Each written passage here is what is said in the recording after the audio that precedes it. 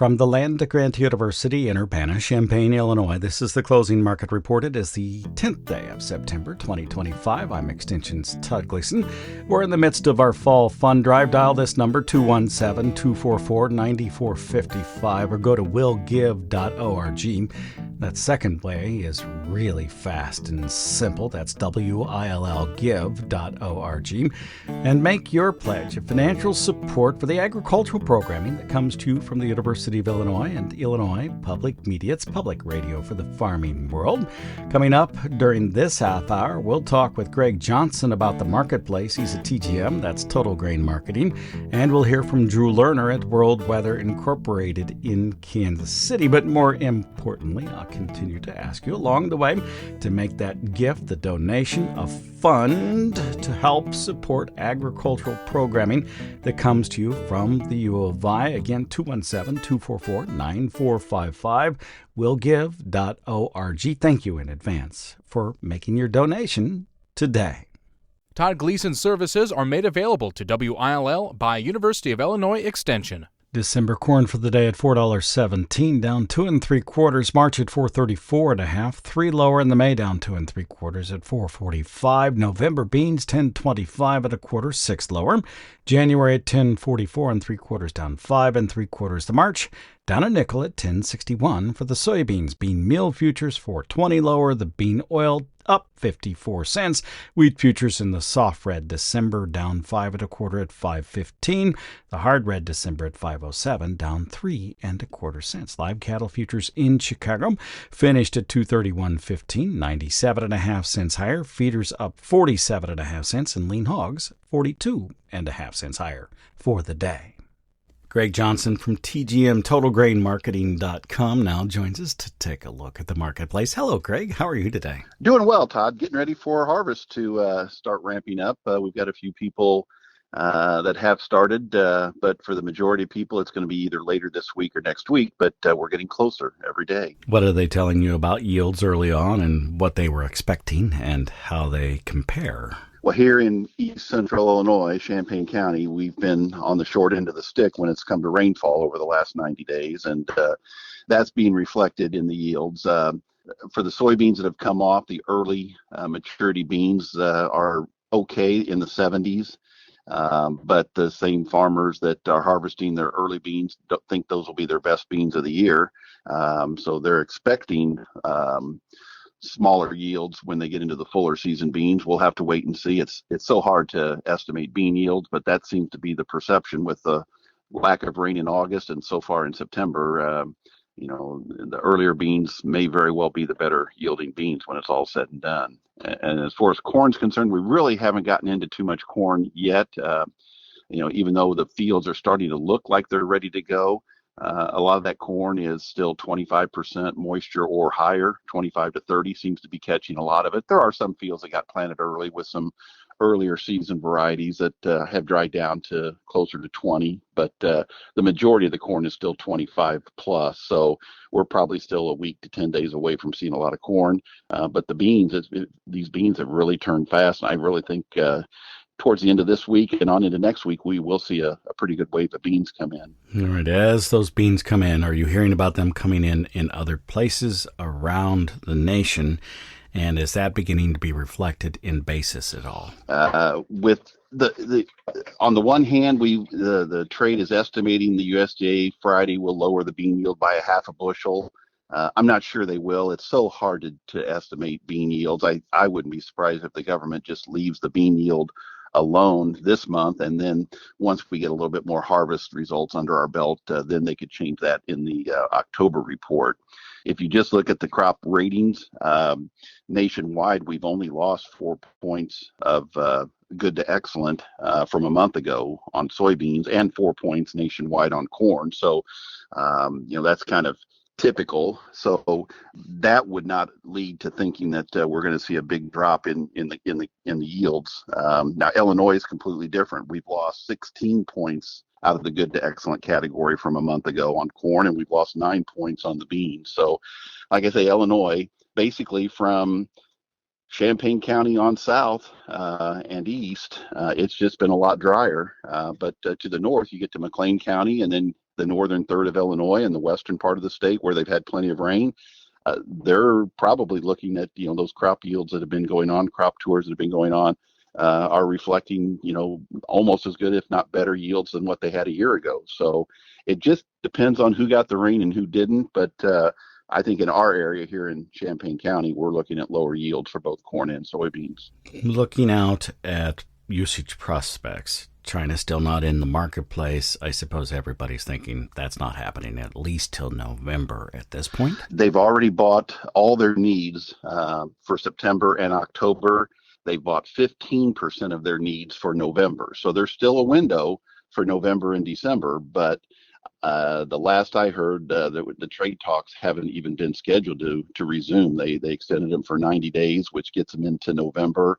I would guess as we get closer to that, maybe we'll start hearing some talk about discussions starting back up again. But China doesn't seem to be in any hurry to arrange talks to buy beans, and we're trying to get the best deal we can. They're trying to get the best deal they can, and with two superpowers, it may take until the very last minute, or we may even see another extension before we finally get something worked out there. So yeah, the demand side of the soybean equation is it just hasn't been there to support the market.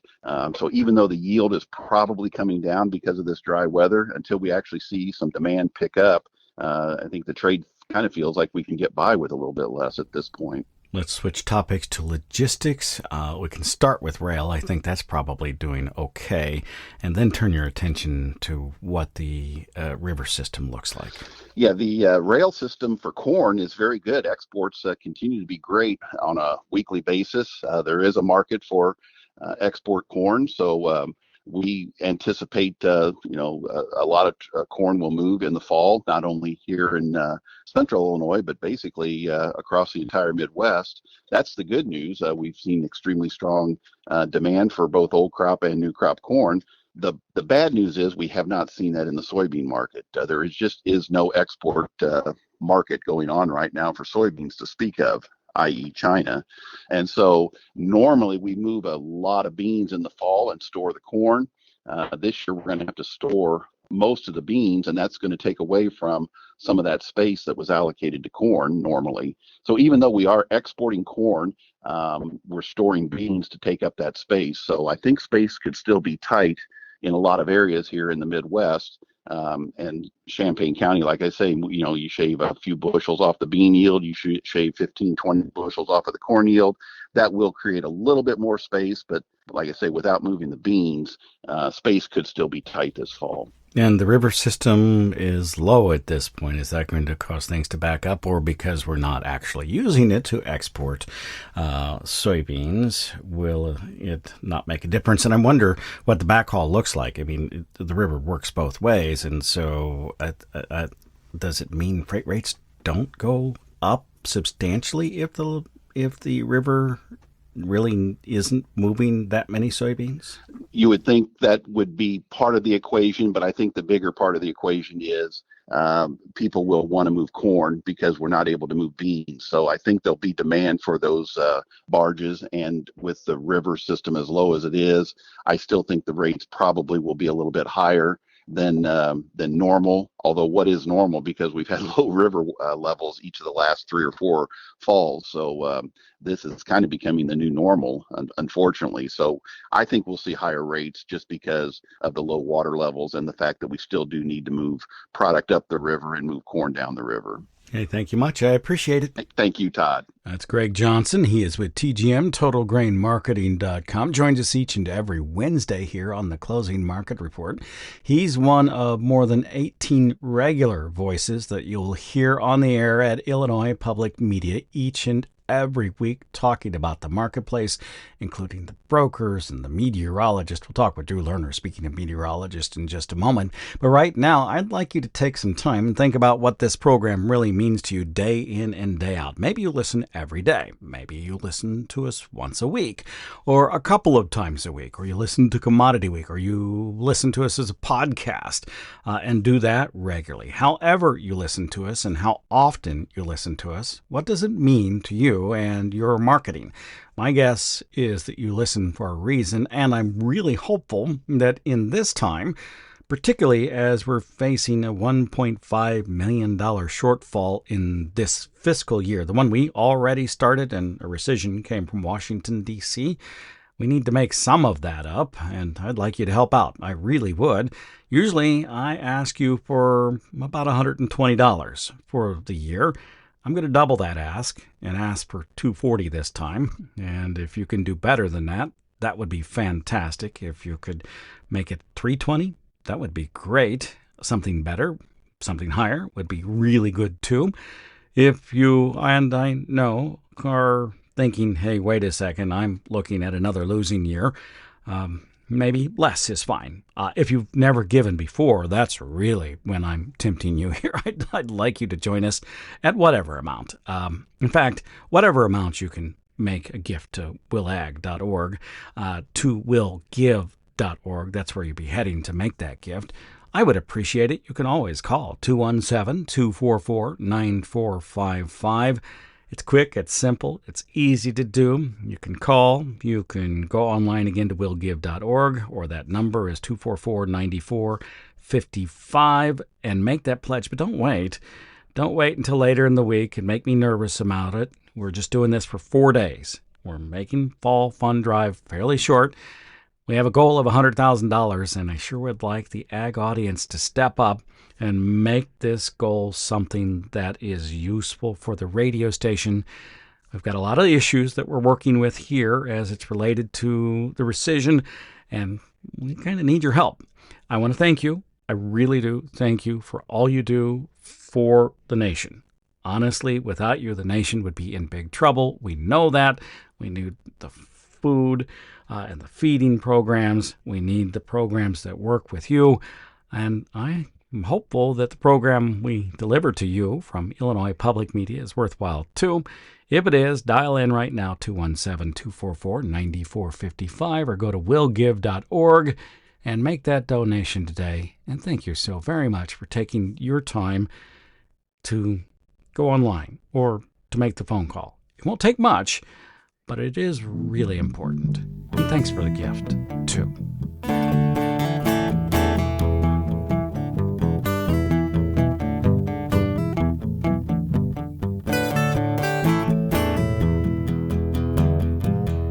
Let's check the weather forecast now with Drew Lerner. He's at World Weather Incorporated in Kansas City. Hello, Drew. Thank you for being with us again on a Wednesday. Yeah, it's another very nice day. On this side of the fence over here, we're seeing a big return of humidity after the cool off this past weekend, and it doesn't feel all that great anymore.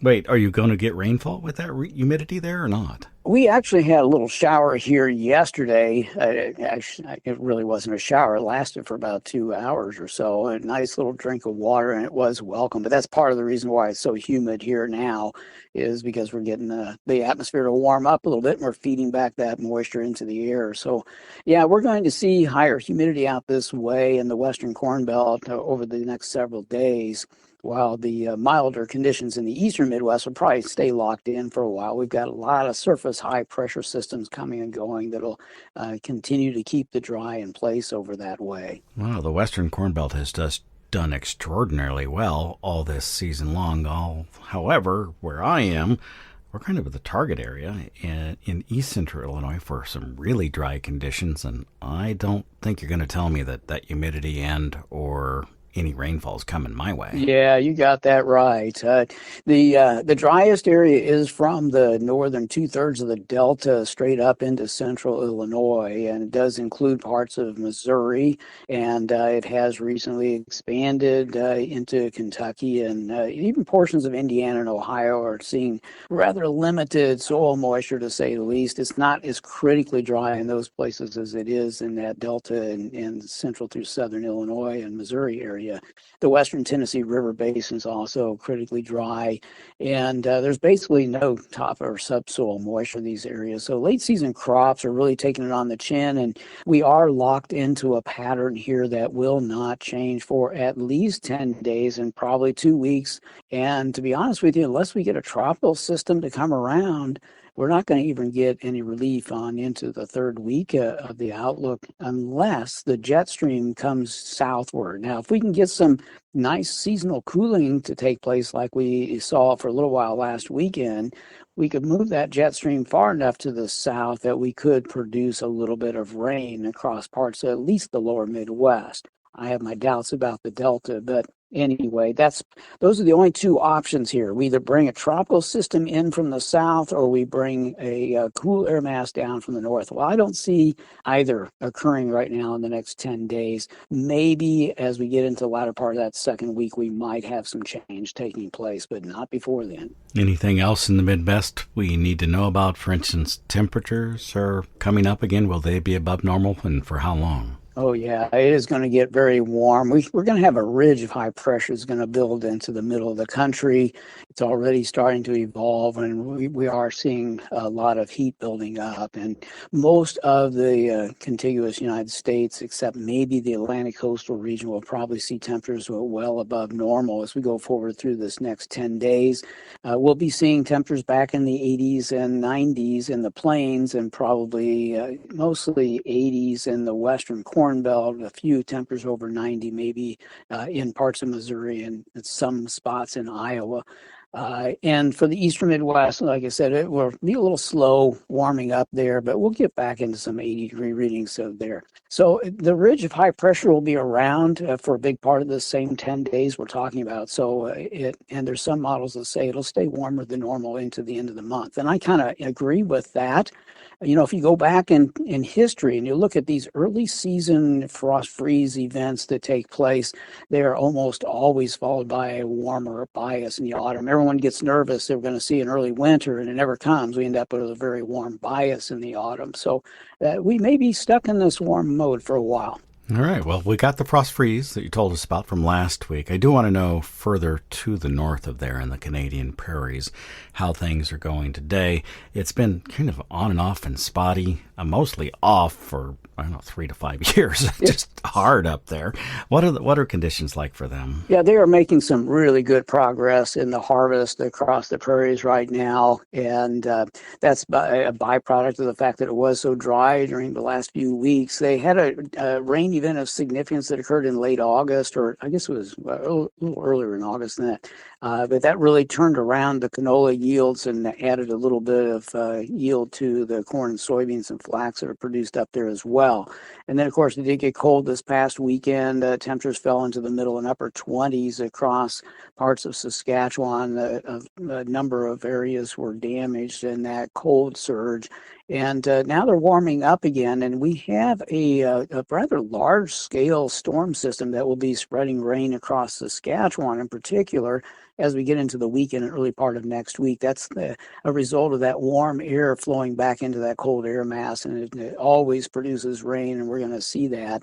This will be a fairly large event. We'll probably see 1 to 2.5 inches of rain general across the central part of the prairies, and they'll be out of the fields for a while. The big worry up there right now is for the crops that are lying in the swath.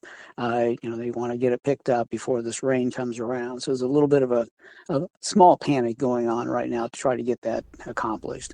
Speaking of small panic, La Nina has been talked about a lot in South America. Any reason for producers there to panic, and I suppose producers here to have a little smile on their face? Well, I wish I could reinforce that smile, and I don't want to wipe that smile off anybody's face. We need some help. I certainly see that. We can always dream about La Nina, I suppose, but the reality here is that La Nina is not in place today, and it is my rule and my experience that says if La Nina is in place in August or even early September, and it's a significant event, yes, it could have an impact in delaying seasonal rains and creating some problems with the same kind of thing we saw last year. But when I step back and I look at the weather over the past several weeks in South America, it looks absolutely normal. I haven't seen anything that would deviate from normal.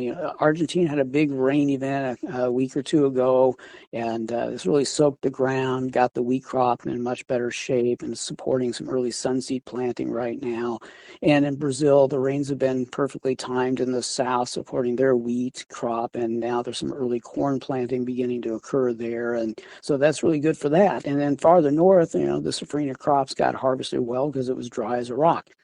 Well, that's all normal. And what we're seeing now is some suggestion in the model data that pre-monsoonal showers are going to start popping up in another week to 10 days across center west and center south Brazil. And without La Nina being in place, there's nothing here to disrupt the normal progression of weather patterns.